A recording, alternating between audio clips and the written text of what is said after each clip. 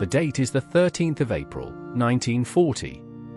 The fjord at Narvik is cold, narrow, and littered with the wreckage of 2 days of fighting. A British battleship moves through it at cautious speed, her hull scarred by a quarter-century of service, her design conceived before the first tank rolled across the Western Front.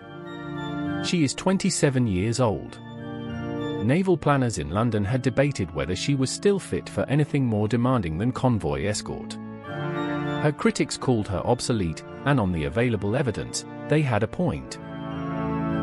Waiting ahead of her, sheltering in the branches of the fjord, are 5 German destroyers already proven in battle, backed by 2 cruisers whose guns outrange everything the old ship was built to face in 1913.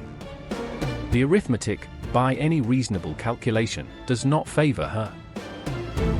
In 28 minutes, HMS Warspite rewrote that calculation entirely. This is how. Norway in the spring of 1940 was not a sideshow. It was a race. Germany needed the iron ore that moved through Narvik from the Swedish mines at Kiruna, or that fed the foundries producing the armor plate and shell casings on which the Wehrmacht depended.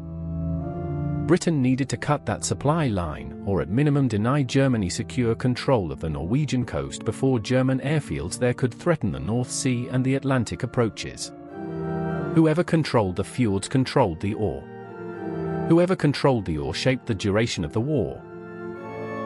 The First Battle of Narvik, fought on the 10th of April, had been inconclusive in the worst sense.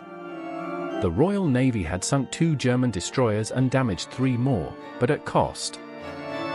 HMS Hardy was lost. HMS Hunter was lost. HMS Hotspur was badly damaged. The German destroyers still present in the fjord had fired back with competence and aggression. They were not beaten forces. They were damaged, low on ammunition, and very nearly out of fuel, but they were still fighting ships commanded by officers who had no intention of surrendering the anchorage without further contest. On paper, the German position looked formidable. The 5 remaining destroyers, Georg Thiele, Wolfgang Zenker, Bernd von Arnim, Erich Giese, and Erich Koellner, were modern fleet vessels, each displacing roughly 2,400 tons, armed with 127mm guns and torpedo batteries that had already proved lethal at close quarters 2 days earlier. The fjord itself was their weapon as much as their refuge: narrow channels, blind corners behind headlands, the possibility of ambush at every turn. And waiting in the upper reaches of Rombaksfjord were the 2 cruisers that the British force would have to contend with before they could close on the destroyers, vessels whose speed and armament gave them, on paper at least, the option to engage on their own terms and break off before Warspite's heavy guns could find their range. Against this, the Admiralty was sending a battleship whose keel had been laid in 1912. A ship that had fought at Jutland. A ship whose 15-inch main battery was, by 1940, regarded by some staff officers as too powerful for the delicate work of fjord operations and by others as too old to be trusted with anything important. One newspaper account from the period referred to the class as veterans of a previous age. The word that followed Warspite through the planning documents, through the briefing rooms, through the conversations of officers who had newer ships and younger postings, was the same word it had always been: obsolete. What those officers were discounting, what the planning documents consistently failed to weight properly, was the specific and painstaking modernization that Warspite had undergone between 1934 and 1937 at Portsmouth. The refit was not cosmetic. It was a structural reconstruction that cost over £2 million and occupied the dockyard for the better part of 3 years.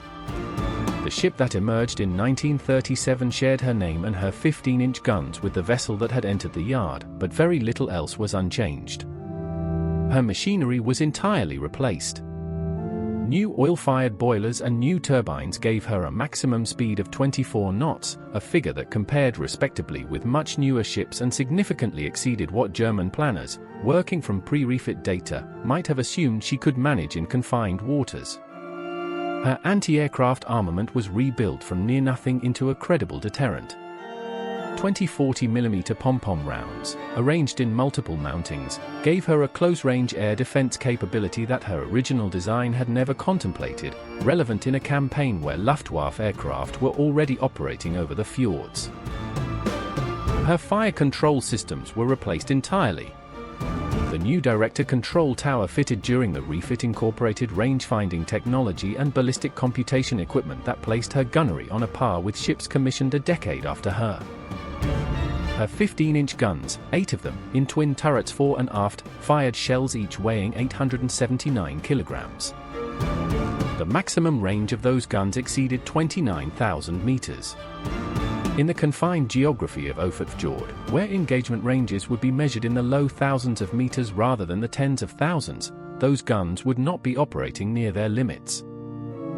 They would be delivering their full ballistic weight at point-blank range by the standards of naval gunnery.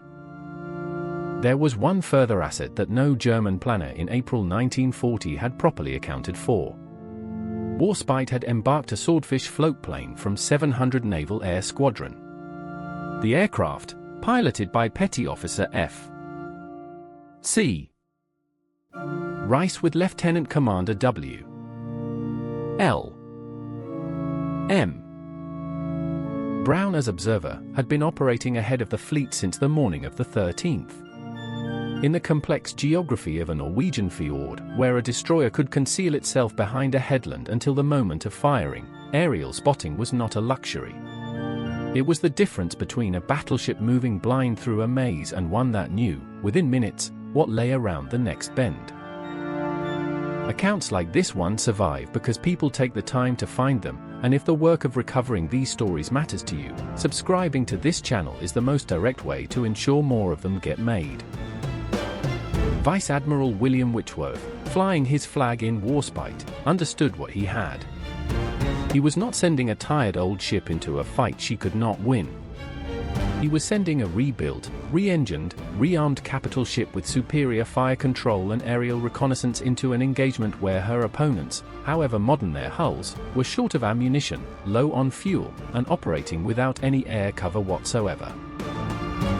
The operation began in earnest on the morning of the 13th of April. Warspite entered Ofotfjord shortly after noon, accompanied by 9 destroyers, HMS Icarus, Bedouin, Punjabi, Eskimo, Forester, Hero, Kimberley, Carsack, and Foxhound. The Swordfish floatplane was already airborne, ranging ahead through the grey air above the fjord. At approximately 1,200 hours, the Swordfish crew spotted the German submarine U-64 on the surface in Herjungsfjord. Lieutenant Commander Brown passed the position to Warspite. The Swordfish attacked directly, dropping 2 100-pound anti-submarine bombs. U-64 sank, the first German submarine to be sunk by an aircraft in the Second World War. It was a precise, efficient action, and it demonstrated immediately the advantage that aerial observation conferred on the British force. Contact with the German surface forces came shortly thereafter. The destroyer Erich Koellner, attempting to position herself for a torpedo attack on the approaching British column, was caught by the Swordfish observer's report before she could gain a favourable angle. The British destroyers engaged her at approximately 1,300 hours. Koellner was badly damaged in the initial exchange, run aground near Djupvik, and subsequently finished by gunfire from Warspite's secondary armament. Her 152mm secondary battery, 6-inch guns, firing shells of approximately 45 kilograms, engaged at ranges where accuracy was not in doubt. The central action developed as Warspite pushed deeper into the fjord system toward Narvik itself. The 4 remaining operational German destroyers, Georg Thiele, Wolfgang Zenker, Bernd von Arnim, and Erich Giese, were now committed to fighting or running. They had no fuel to make open water. They had limited ammunition. Their only tactical option was to use the fjord's geography, fire, withdraw behind a headland, reload what they had, and fire again. At 1,538 hours, Warspite's main battery opened on Erich Giese at a range subsequently estimated at approximately 9,000 meters. The 879-kilogram shells from the 15-inch gun struck with an effect proportionate to their weight. Giese was hit repeatedly and overwhelmed. She sank in Narvik harbor, her crew suffering significant casualties. She had fired back. German destroyer crews throughout the engagement showed consistent courage, but the disparity in shell weight and fire control accuracy made the exchange one-sided from the outset. Georg Thiele and Wolfgang Zenker attempted to gain Ofotfjord, the narrow inner branch of the Fjord system, hoping that the confined water would force Warspite to reduce speed and provide the destroyers with opportunities for torpedo attack at close range. The British destroyers followed them in. The fighting in Ofotfjord was tight and violent. Eskimo had her bow blown off by a torpedo, a serious wound that took her out of the action. But the German destroyers were now expending the last of their ammunition and the last of their options. Zenker and Arnim were run aground by their own crews, their magazines exhausted, in the upper reaches of Ofotfjord. Thiele was beached near Sildvik after taking severe punishment from the British destroyers. She had fought until she had nothing left. From Warspite's main action opening fire to the last German vessel being destroyed or grounded, 28 minutes of decisive engagement that eliminated or neutralized all 5 German destroyers remaining in the fjord.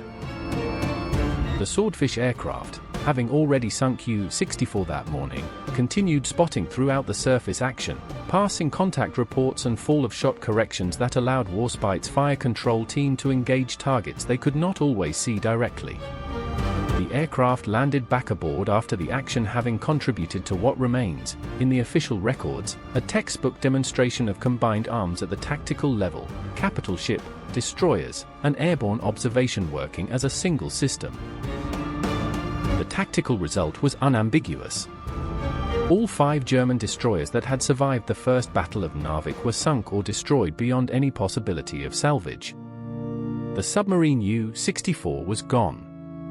German naval power in the Narvik Fjord system was eliminated entirely.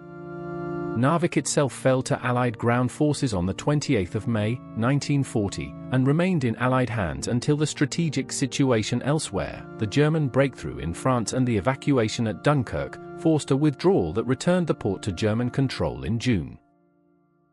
The strategic consequence was therefore more complicated than the tactical result. The victory at the Second Battle of Narvik was complete. The campaign that contained it was ultimately lost, not through any failure at sea but through the collapse of the land front further south. The iron ore continued to flow. The German position in Norway was consolidated. The Royal Navy's brilliance in the fjords could not compensate for what was happening across the Channel. But the battle itself stands independently of the campaign's outcome.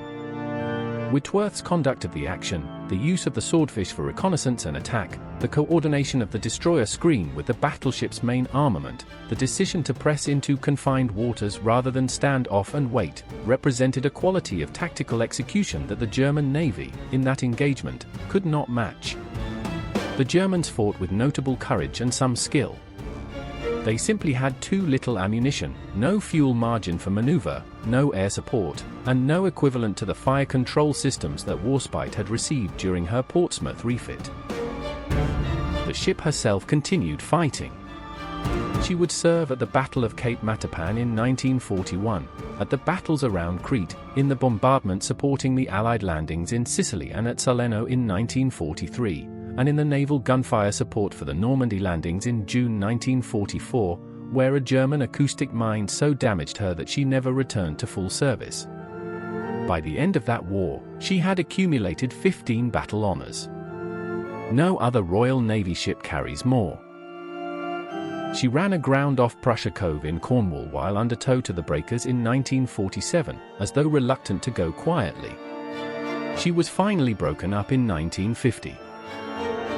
On the 13th of April, 1940, in a cold Norwegian fjord, the ship that the staff officers had called Obsolete ran down 5 modern destroyers, sank a submarine, and cleared an anchorage in 28 minutes. She did it with 15-inch guns that dated to 1913 and fire control systems that dated to 1937, and the distance between those two dates is precisely the distance between a ship that was obsolete and a ship that was not.